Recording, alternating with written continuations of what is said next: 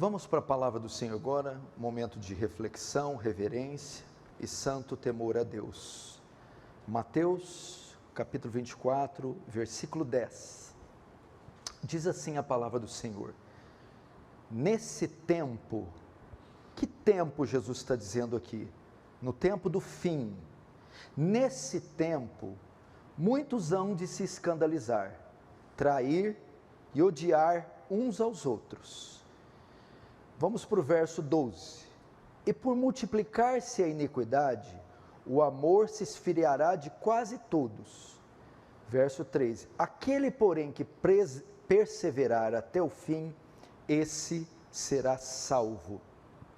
Deixa aberto aí Mateus 24, não feche apenas os olhos, vamos orar mais uma vez. Pai Santo, mais uma vez rogamos a Ti a Sua graça, que se apiede de nós, Senhor, em um tempo frio, escuro, sombrio. Guarda Teu povo, tira de nós esse espírito gélido, indiferente,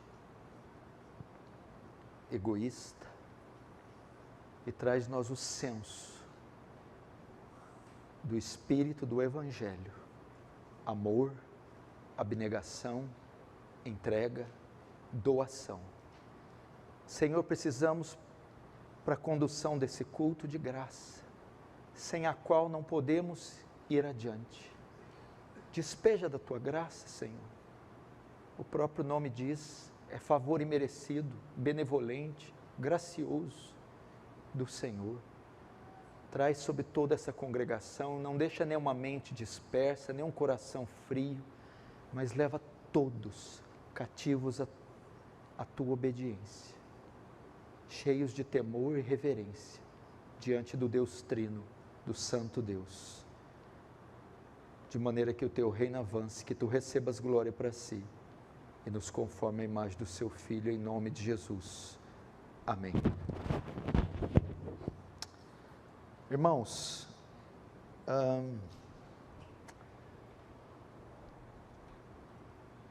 esse pequeno trecho que eu li, preste muita atenção no que vai ser dito. Esse pequeno trecho que eu li faz parte de um dos mais famosos sermões de Jesus. Sermão que ele proferiu no Monte das Oliveiras. É chamado um sermão escatológico, sermão profético e o sermão da vigilância. Por que tem esse nome? Sermão escatológico e sermão profético. São profecias que Jesus faz de acontecimentos que ocorreriam próximo ao fim dos tempos, ao fim do mundo. Acontecimentos, sinais que ocorreriam, que marcariam o retorno de Jesus, a volta de Jesus. Então ele começa a proferir essas palavras, respondendo uma questão dos discípulos, que dizem: Mestre, quando sucederá todas essas coisas? Quando será o fim? Jesus não diz com exatidão o dia, a hora, o segundo e o minuto, mas ele deixa alguns sinais, e quando esses sinais ocorressem e fossem cada vez mais intensos, isso definiria que o fim estava próximo. E essa porção que eu li aqui na introdução, o texto base do meu sermão, são alguns dos sinais que marcariam o fim. E eu quero destacar um deles aqui, e destacar um momento que nós estamos vivendo. Um desses sinais, ele diz que, no verso 12, o amor de muitos se esfriará. Haveria um tempo na sociedade que ela seria marcada pela inafetividade, a falta de afeto. Esse é o tema da minha mensagem, a inafetividade humana, o esfriamento, o arrefecer do amor. E parece que nesses tempos, nenhum desses sinais tem se cumprido com tanta precisão, com tanta profundidade, com tanta extensão, como esse sinal. Estamos fazendo parte de uma geração fria, pessoas sem amor fraternal, sem amor ao seu próximo, um tempo onde estamos vendo uma sociedade tomada pela indiferença. Não há preocupação com o sofrimento alheio, com a dificuldade alheia, um desinteresse pela necessidade do próximo, uma indiferença pelo sofrimento do próximo. É uma geração fria, onde ninguém se importa com ninguém, e raríssimas as pessoas que se comovem com o sofrimento alheio. É um momento muito crítico da existência humana, uma geração profundamente egoísta. E Jesus disse que esse cenário seria típico do fim. Esse esfriamento do amor cobriria toda a face da terra. As pessoas seriam frias, calculistas, egocêntricas, egoístas, indiferentes umas com as outras. Quem tem mais de 40 anos aqui, vai se lembrar que quando chegava as vésperas do Natal, o mês de dezembro, falava-se muito de espírito natalino. Famílias se reuniam, presentes eram colocados embaixo de uma árvore, pessoas se reencontravam, abraço, beijo, calor, carinho. Quem tem de 20 anos para cá não sabe do que eu estou falando. Isso acabou. Pessoas que passam o Natal, por exemplo, dormindo, brigadas umas com as outras, não olham uns nas caras das outras, famílias não se reúnem mais, não se presenteiam, não se abraçam, não se beijam, e quando se reúnem é para falar mal uma das outras. Acabou isso, daquele momento de união. Palavras como eu te amo não se ouvem mais. Você não vê mais o pai falar para o filho: filho, papai te ama. Ou a mãe falar para o filho: filho, filha, mamãe te ama. Marido e esposa não trocam mais afetos. Meu amor, você é a pessoa mais importante da minha vida. Eu amo você. Essas coisas têm acabado. O amor entre o sexo oposto foi substituído por lascívia. O jovem homem, quando olha uma garota, só pensa no corpo. Esse, para mim, esses aqui são dos sinais mais horrorosos da volta de Jesus.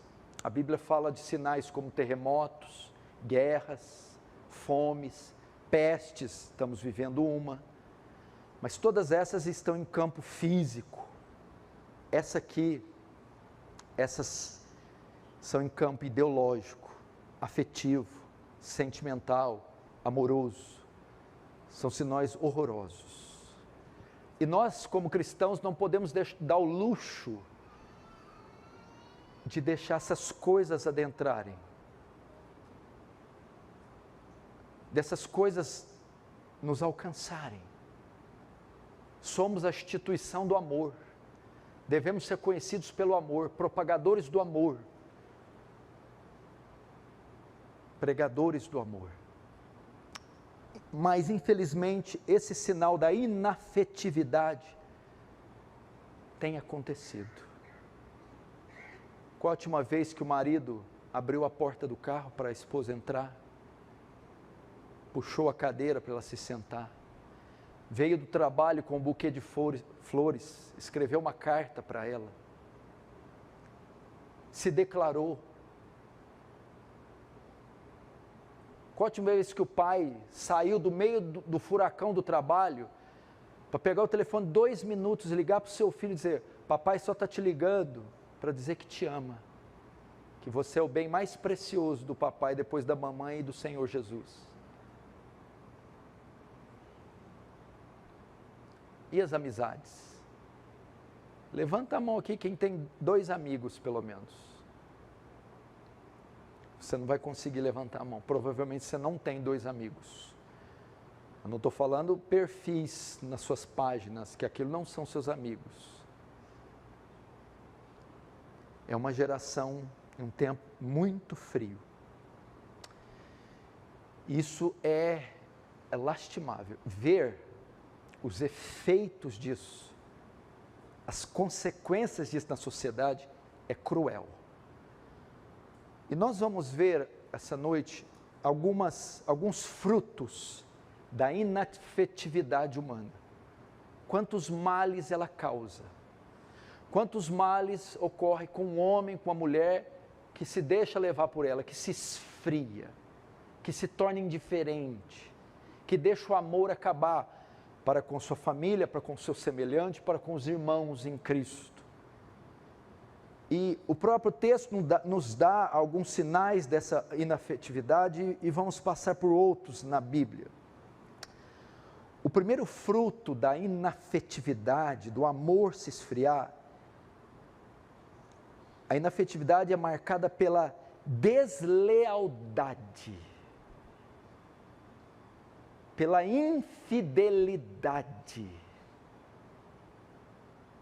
Em razão desse amor se esfriar, as pessoas se tornaram desleais, infiéis. Não encontramos mais hoje na nossa sociedade pessoas leais, que estão conosco em todo tempo, em todo momento, prontas a nos defender até o fim. Companheiros, amigos, parentes, irmãos em Cristo, leais, aqueles que te defendem, estão com você até no fim, nos momentos mais difíceis, onde você mais precisa, onde ele pode se comprometer se fizer o tal, mas ele está lá, fiel, leal, com você, até o fim. Mas a inafetividade, ao contrário da lealdade, ela traz o oposto. E o texto diz: naqueles tempos muitos se escandalizarão e trair-se-ão uns aos outros. Por causa do amor se esfriar, as pessoas não serão leais, pelo contrário, traições ocorrerão. Nós, na nossa caminhada nesse mundo, nessa sociedade, somos marcados por isso, traidores, pessoas em quem nós confiamos, em quem nós fizemos alianças, com quem fizemos alianças, com quem fizemos vínculos, e nos deixaram no momento que mais esperávamos, nos traíram, voltaram as costas, traíram. Isso é fruto do amor se esfriando. Alianças que são facilmente quebradas, desfeitas, vínculos que não duram. É uma sociedade marcada por isso, alianças feitas de papel, vínculos que você tem uns com os outros que não resistem à menor provação. Pessoas que estão com você, pessoas que fizeram alianças com vocês, vínculos, mas são vínculos e alianças condicionais. na menor das oposições, eles voltam as costas. Por quê? Por causa da inafetividade, da frieza. As pessoas são infiéis. Veja o caso mais drástico da história da humanidade. Judas. Parece que Judas devia estar vivendo nossos tempos. Judas. Jesus o chama para ser um dos 12 apóstolos. Faz uma aliança com ele. Confia a ele parte do ministério messiânico. Confia a tesouraria do colégio apostólico. O que Judas faz? Trai Jesus por 30 moedas de prata. Olha que aliança de papel. Uma aliança que não resistiu a uma provação. Então, quando ele chega com os guardas, dá um beijo em Jesus. Judas, com um beijo traz o Filho do Homem? Nós estamos vendo Judas em nosso meio. Judas, por causa dessa falta de amor, a consequência é a deslealdade. O que está acontecendo, irmão? Você não pode confiar em ninguém nesse mundo. Pessoas que você abre o seu coração, abre a sua vida, deposita confiança, caminha com você, caminha ao seu lado. E na menor das oportunidades, trai você, te apunhala pelas costas, puxa seus tapetes, desfaz o vínculo, quebra a aliança, a troco de nada ou de bem pouco. Simplesmente se endurecem, simplesmente te resistem, simplesmente voltam as costas, não tem palavra, não tem integridade, não tem caráter. Como diz um grande filósofo da era pós-moderna agora, uma sociedade líquida, fluida, não há solidez em nada. Que isso? Quanta gente no seu aparelho celular você já bloqueou? Bloqueado. Outro dia era seu melhor amigo, agora está bloqueado. Nos seus perfis, bloqueados. Você teve que apagar, deletar, pessoas que não olham na sua cara. Desleais, infiéis, traidoras. Se você tem alguém que está do seu lado até o fim, levante a mão e louve a Deus, porque você não vai encontrar isso mais. Segundo fruto da inafetividade, do esfriamento do amor, ódio. E o texto ainda diz, nesse tempo muitos vão se escandalizar, trair e odiar uns aos outros. Odiar-se-ão uns aos outros. Por causa do amor se esfriar, o amor vai ser substituído pelo ódio, raiva. Pessoas hoje são dominadas pelo sentimento de vingança, desejo do mal alheio. Pessoas que querem a sua ruína. Que isso, gente? E muitas vezes isso dentro da igreja, não são sinais que se cumpririam somente entre a sociedade pagã, mas ia haver traidores no meio do povo de Deus, e gente com ódio, irmão odiando irmão dentro da igreja, querendo se vingar, desejando que você tropece, querendo sua ruína. Como é que pode isso? Pessoas que torcem contra você, que não se alegram com o seu sucesso, pessoas que se irritam com o seu sucesso, pelo contrário, se alegram, se satisfazem com a sua derrota. É exatamente o que está no Salmo 35, o que aconteceu com Davi. É o cumprimento desse texto. Veja só, Quando, porém, tropecei, eles se alegraram e se reuniram-se contra mim. Os abjetos que eu não conhecia, dilaceraram-me sem tréguas. E o verso 19, Davi ainda continua: não se alegrem de mim os meus inimigos gratuitos, não pisquem os olhos que sem causa me odeiam. Não é de paz que eles falam, pelo contrário, tramam enganos contra os pacíficos da terra. Davi diz: quando porém tropecei, eles se alegraram e se reuniram contra mim. Nós vivemos um tempo assim, gente. O amor se esfriou de tal maneira que as pessoas têm destilado ódio, desejado mal, trabalhado por vingança. Você tem que se cuidar em cada esquina que sai, em cada e-mail que digita, que envia, em cada contrato que fecha, em cada pessoa que você conhece, porque elas são tomadas de ódio.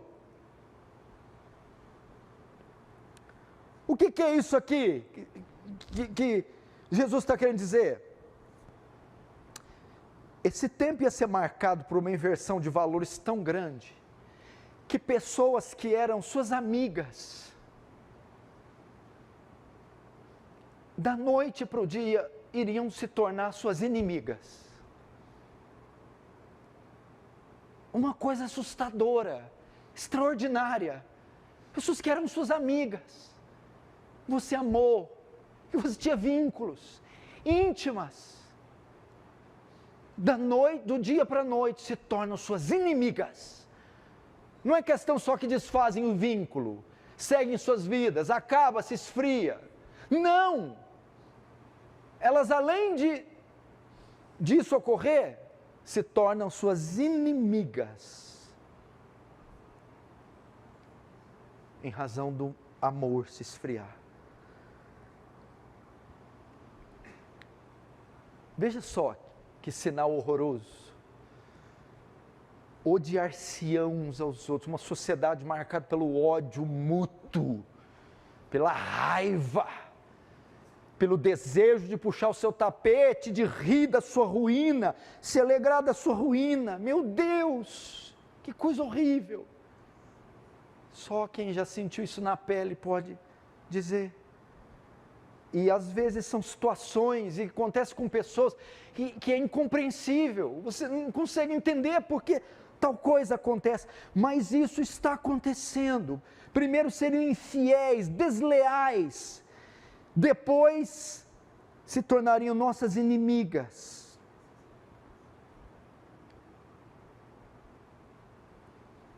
Você conhece o sabor do ódio? O sabor de ter o inimigo? Você conhece esse sentimento mais ruim do que você saber que alguém odeia você, que alguém torce contra você, que alguém deseja o seu mal, conspira contra você, maquina, orquestra algo contra você? Isso vem ao seu conhecimento, é o sentimento mais horrível que tem para a alma, é você saber que pessoas tramam contra você, que não manifestam nenhum tipo de afeição, nenhum tipo de amor por você. E pessoas que outrora eram suas amigas, como Davi vai dizer no Salmo 55, de Aitofel, íamos ter juntos, éramos amigos. A ideia ali do Salmo é, jogávamos tênis juntos, trazendo para o dia de hoje, éramos amigos. E Aitofel, tomado de um ódio, sogro de Davi, que corrompe e faz a cabeça do seu filho Absalão para tomar o trono do pai, num golpe de estado. E Davi vai escrever o Salmo 55 dizendo, como é que isso aconteceu? Eu era parceiro, eu era amigo desse homem. Porque o amor de Aitofel se esfriou. O terceiro fruto da inafetividade é a ingratidão. Ingratidão. O texto de 2 Timóteo diz que o fim seria marcado por isso. Sabe, porém, isso que nos últimos dias, 2 Timóteo 3, virão tempos difíceis, pois os homens serão egoístas. Em outras traduções, amantes de si. Por se esfriar o amor, uma das características, um dos frutos, seria a ingratidão. As pessoas seriam ingratas com você. Elas se esquecerão do bem que você já fez a elas. Você um dia as amou, cuidou delas, se colocou entre elas e o perigo, as defendeu, zelou por suas vidas, proveu a elas recursos, e de repente elas voltam as costas para vocês. Você se lembra de José? José é acusado de violentar a mulher de Potifar, condenado à prisão, à masmorra no Egito. E ele é preso junto com o padeiro e com o copeiro-chefe.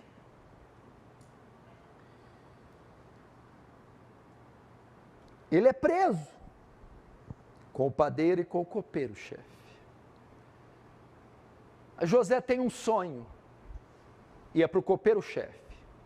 Ele tem um sonho que o copeiro vai ser livre do calabouço e vai ser restituído o seu cargo na presença de Faraó. E José diz, quando esse sonho se cumprir, eles todos na cadeia, e você estiver diante de Faraó, ele te restituir o cargo, lembra-te de mim e fala de mim para Faraó. Então o sonho de José se cumpre. Faraó manda tirar o copeiro-chefe da cadeia e restitui o cargo. E ele se apresenta diante de Faraó, mas a Bíblia diz, e o copeiro-chefe se esqueceu de José, não se lembrou de José. Ingratidão. Pessoas ingratas, pessoas que esquecem tudo que você fez. O que você fez para essa filha? O que você fez para o seu filho? Será que esses meninos esqueceram das suas noites de sono? Quantas vezes você deixou de comer para ele comer? Abriu mão das suas finanças, investiu, depositou nele os seus recursos. E agora esses meninos se rebelam, se levantam contra vocês, como se nada tivesse acontecido. O que é isso? Ingratidão. Ou pessoas que você ajudou, que Deus colocou na sua vida, que chegaram descalças, chegaram sofrendo, desprezadas, humilhadas, feridas, e você abriu os braços, abriu sua casa, você acolheu, pregou o Evangelho, você amou, e amou sem reserva, sem nada em troca. E essas pessoas, como com José, te viraram as costas, se esqueceram de todo o bem que você fez. Por quê? Porque o amor está se esfriando e elas se tornam ingratas. E Paulo vai dizer, nos últimos dias as pessoas serão amantes de si, ingratas. O mesmo em Paulo. Meu Deus do céu, tem cabimento alguém fazer alguma coisa com o apóstolo Paulo? O homem mais doce que pisou na terra, mais santo. O homem que mais trabalhou para a causa, que mais plantou igreja, que mais fez discípulos. Um homem que não comia, não dormia, não se vestia, não vivia. Entregava tudo para o reino. Ele é preso em Roma. O tempo da morte dele está chegando. Ele vai descrever as suas últimas palavras. E nas suas últimas palavras, sabe o que ele diz? No meu primeiro julgamento, ninguém compareceu em minha defesa. Por que o autor fez questão de registrar isso? Uma epístola canônica, cheia de doutrina. Porque Paulo estava frustrado. Paulo estava profundamente ferido. Pessoas que eu amei, que eu pastoreei, que eu discipulei, que eu me doei. Agora chegou o dia do meu julgamento. Ninguém compareceu para me defender. Que coisa mais trágica. A ingratidão é um fruto do esfriamento do amor. Imagina Paulo, porque Paulo, por mais colossal que fosse, era homem, tinha sentimentos. Paulo devia estar se perguntando na prisão, mas o que eu fiz? Eu sempre dei o meu melhor. Será que não tem um capaz de vir e sair em minha defesa? Não, Paulo. É porque o amor se esfriou dessas pessoas. É o que nós estamos vendo hoje. Pessoas infiéis, traidoras, vínculos superficiais, alianças que não resistem nenhuma provação, ódio, de amigas tornam suas inimigas.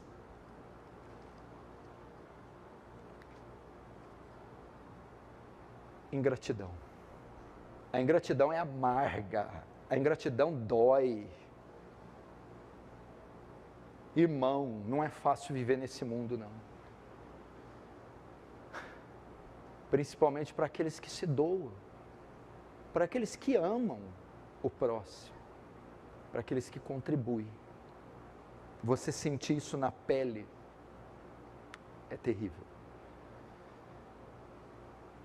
Mas Jesus disse, o amor de muitos, outras traduções de quase todos, se esfriaria. E estamos falando de gente aqui dentro, gente entre nós, com essas características. A quarto fruto da inefetividade, do esfriamento, é bem irmão dos outros, o egoísmo. Egoísmo. E o texto também diz que, de Timóteo, que nos últimos tempos as pessoas seriam egoístas.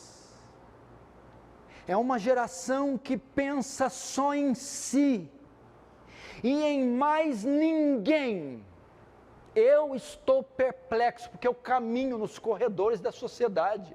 Eu sou um pastor que está presente em biqueiras, favelas, hospitais, presídios, velórios. Eu trafego em todas as camadas da sociedade, no meio da elite, do rico, do pobre, da criança, do jovem. E eu estou perplexo com esse sinal, o egoísmo. E me parece que a pandemia revelou com mais força isso. Sinônimo de egoísmo, um amor exagerado pelos próprios interesses. Um amor, uma tensão exacerbada pelos próprios interesses. Egocentrismo. Egocentrismo. Pessoas egocêntricas, egocentradas, centradas no seu ego. O que é uma pessoa egocêntrica? Indivíduos cujo compromisso e ações estão confiados em si mesmas, ou em si mesmos. Elas são insensíveis às necessidades dos outros. Esse é um fruto do amor se esfriando. Egoístas. A pandemia revelou, cada um por si e Deus por todos. O meu ditado é a outra, cada um por si e Deus por ninguém. Todo mundo tentando livrar o seu, garantir o seu. Uma geração extremamente egocêntrica, centrada em si mesmo, nas suas próprias necessidades, e um descaso com a necessidade alheia absurda. Deixa eu te dizer algo, é impossível que o egoísmo se concilie com o espírito do Evangelho. O Evangelho é o oposto do egoísmo. É inconcebível que um crente seja egoísta, porque a palavra diz, Jesus é claro, dar e dar-se-vos-á. Paulo vai dizer, mais bem-aventurada coisa é dar do que receber. Jesus, ele mostra o clímax, a antítese do egoísmo em Filipenses 2, que haja em vós, vós quem? Nós, o mesmo sentimento que houve em Cristo Jesus, a mesma postura, que sendo em forma de Deus, não julgou por usurpação ser igual a Deus, mas esvaziou a si mesmo, tomando a forma de homem, de servo, e sendo obediente até a morte e morte de cruz. O que esse versículo fala?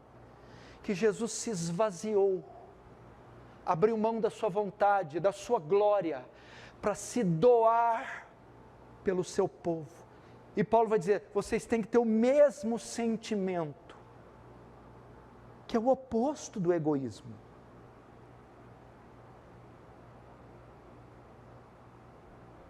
O que Jesus disse no Sermão do Monte?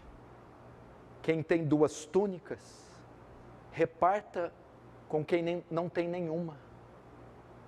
Se pedir para caminhar 1 milha, vai 2 com ele. Bendizei os que te maldizem, orai pelos que vos perseguem e vos maltratam. Fazei pelo próximo aquilo que você gostaria que fosse feito por você. Mas é uma geração extremamente centrada em si. Como que pode? Tem gente morrendo ao nosso lado. Tem gente mais necessitada que nós. Ninguém tem tão pouco que não possa doar. E ninguém tem muito que não possa necessitar.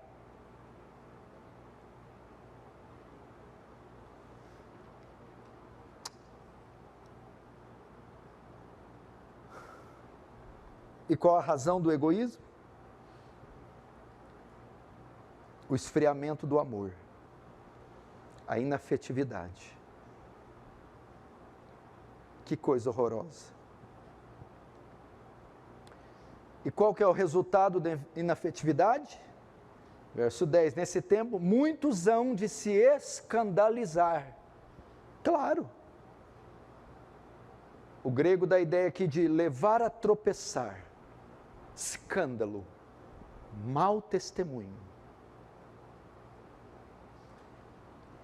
Essa composição que a sociedade ia entrar, essa configuração, essa frieza exacerbada, generalizada, ia promover escândalos. Pessoas envolvimentos com relações reprováveis, envolvimento com negócios sujos, envolvimento com pecados sexuais, envergonhariam o nome de Cristo. Esse esfriamento traria isso, escândalos, tropeços. E Jesus disse em Mateus 18:7, ai do mundo por causa dos escândalos. Mas é mister que venham os escândalos, é necessário. Mas Jesus pronuncia um oráculo de maldição, ai do mundo por causa dos escândalos. Essa geração fria, essa inafetividade, produziria escândalos.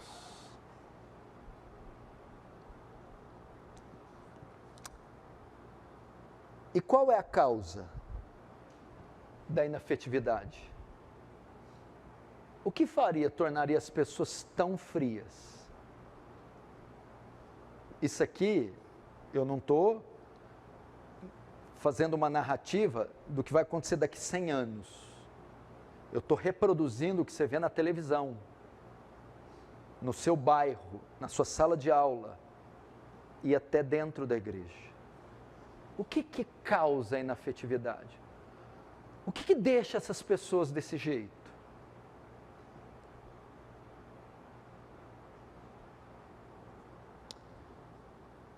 O verso 12 responde, e por se multiplicar a iniquidade, o amor se esfriará de quase todos. O aumento desenfreado do pecado. Sabe o que aconteceria? As pessoas do fim, veja só, não é só o aumento exacerbado da iniquidade, que é o que você está vendo. A nossa sociedade está bebendo iniquidade igual água. Mas não é só isso o problema. Onde que o peixe vive? Dentro da água. Mas o peixe não tem noção do quanto ele está molhado, do quanto ele está imergido na água. A questão aqui é que as pessoas se tornariam insensíveis ao pecado. Elas se envolveriam de forma tamanha com o pecado que elas nem perceberiam o quão envolvidas com o pecado. E isso faz o amor se esfriar. Olha só o que Hebreus 3 diz: tende cuidado, irmãos, jamais aconteça ocorrer entre qualquer um de vós um coração perverso e incrédulo, para que te afaste do Deus vivo. Pelo contrário, não deixa. Exorta-vos mutuamente cada dia durante o tempo que se chama hoje, a fim de que nenhum de vós se endureça, se torne insensível pelo engano do pecado. Entendeu? O pecado endurece, torna o coração insensível. E as pessoas estão praticando isso por quê? Elas estão tão ladeadas pela iniquidade, o pecado está tão estampado em nossa sociedade, nós temos tanto contato com o pecado, que às vezes ele está nos afetando sem que percebamos. E a iniquidade vai entrando pelas janelas dos olhos, as portas dos ouvidos, vai entrando nos nossos sentidos, vai nos inundando, vai nos seduzindo, vai nos manchando, e nós nem percebemos. E esse multiplicar, essa insensibilidade quanto ao pecado, faz o amor se esfriar.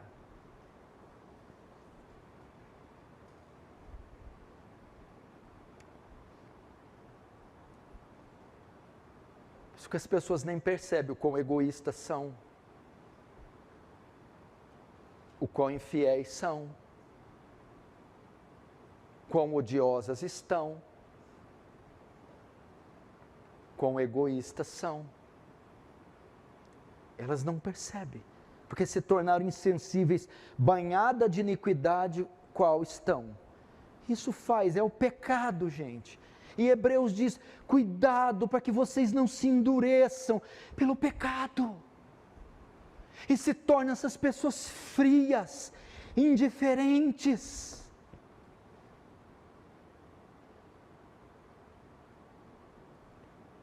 Nós não podemos permitir isso. Eu, como pastor desta igreja, tenho que fazer tripas coração para isso não acontecer. Esse não é o espírito do povo de Deus. João 13:35, que o pastor Cunha abriu aqui, é o oposto desse sinal do fim. Nisto, Jesus disse, nisto conhecereis que sois meus discípulos. Vocês serão conhecidos por essa marca, o amor com que amais uns aos outros. É isso que distingue o discípulo de Cristo dos demais cidadãos da terra, o amor com que ele ama, é o afeto, é o contrário. Essa marca do fim, essa profecia, esse sinal, nós não podemos dar o luxo de deixá-lo cumprir entre nós. A inafetividade, o esfriar do amor, porque é contrário a posição da igreja, o espírito da igreja. Nisto sereis conhecidos como os meus discípulos. Nisto conhecereis que sois meus discípulos, se vos amardes uns aos outros. Paulo vai dizer, o amor não faz mal ao próximo, de sorte que o cumprimento da lei é o amor. Sobretudo, revestivos do amor, que é o vínculo da perfeição. Paulo vai dizer, a ninguém devais coisa alguma, a não ser o amor com que devais amar uns aos outros. Toda a lei se cumpre nessa palavra, amará o teu próximo como a ti mesmo. O amor é a marca do cristão, a marca da igreja, a marca do povo de Deus. Nós somos a agência do amor, e nós não podemos permitir tal coisa. Um esfriamento entre os irmãos, uma morosidade entre os irmãos, um descaso com o sofrimento dos irmãos, uma falta de abraço, uma falta de alegria, de sorriso, de pulo, de júbilo, de gozo. Não, entre o povo de Deus, na tenda do justo houve-se júbilo, louvores, alegria, amor, vínculos. Nossos cultos têm que ser recheados de entusiasmo, nossos cantos têm que ser entoados com alegria de coração, nossas relações têm que ser sólidas, maciças, inquebráveis, duradouras, profundas.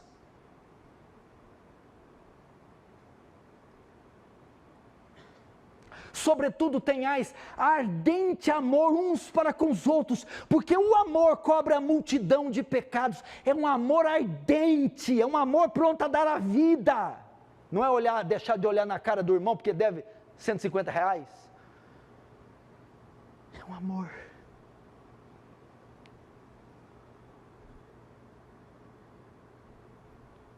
Hoje me alegrei porque disseram: vamos à casa do Senhor. Uma das marcas do verdadeiro crente em 1 João é: quem ama seu irmão anda na luz, sabe para onde vai. Amor aos irmãos é marca do salvo.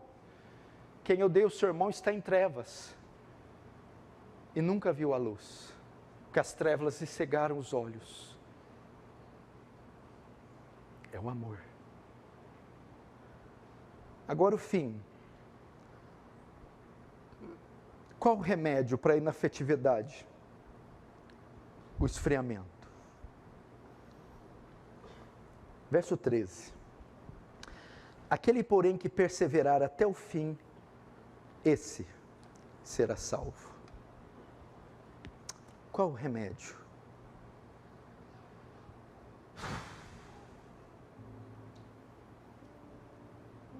Como prevalecer sobre tudo isso? O que o texto diz? E aquele que perseverar, é como se essas ondas viessem sobre a terra e cobrissem toda ela, essas ondas de escuridão, ondas de iniquidade, ondas de ódio, ondas de infidelidade, ondas de esfriamento, e Jesus disse: resistam, suportem, lutem. E aquele que perseverar, resistir, não ceda ao esfriamento, não ceda ao ódio, não ceda à tentação de se vingar, não ceda ao desejo de trair. É o que o escritor aos Hebreus diz: exortai-vos uns aos outros durante o tempo que se chama hoje, a fim de que ninguém endureça pelo engano do pecado. Aquele que está de pé, cuide para que não caia. Jesus está mandando vigiar, lutar. Estaremos sujeitos a essas ondas, a esse assédio, a essas setas. Seremos tentados a sucumbir, mas Jesus diz: persevera, resiste. Isso o texto diz: aquele que perseverar até o fim será salvo. Sabemos que há salvos, que haverão salvos. Se existe salvos, se haverão salvos, se existiram salvos, é porque perseveraram. Então é porque há essa possibilidade. Vamos resistir à inafetividade. O espírito natalino pode ter acabado para eles, para nós não. Além de não acabar, tem um significado muito mais elevado: a encarnação do Senhor. As comemorações para nós têm significado. O dia do aniversário do seu filho, não esqueça, não passe em branco. Abrace seu filho, você é o presente do papai. Abrace-o, lembre-o, comemore, festeje esse dia. O seu casamento, não esqueça, é a data mais sublime da sua vida depois da conversão. Você se tornou uma só carne com a sua mulher. ela é sua amada, sua querida, o seu amado, o seu querido. Valorize esse dia. Não faça de sua mulher só um objeto sexual, que é fruto da inafetividade, a lascívia. Não. Diálogo, carinho, respeito. Isso é muito maior que sexo. Romantismo.